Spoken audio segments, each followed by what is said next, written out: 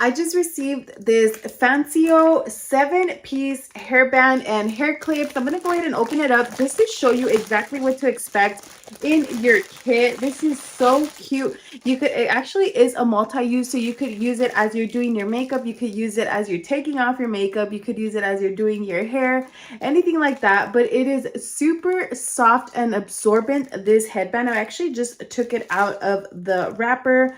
So take a look, super cute, fluffy, and absorbent. So this will definitely help you if you're doing your makeup or maybe you're taking off your makeup for the day. So I'm gonna go ahead and try it out.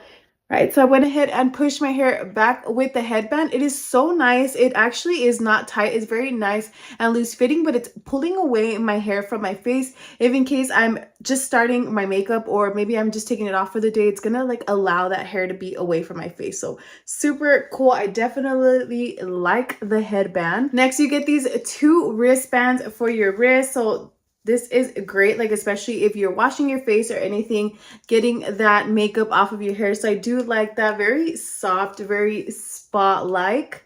And then also last but not least, you get 4 little hairpins. So I'm going to go ahead and open them up just to show you one by one what they look like.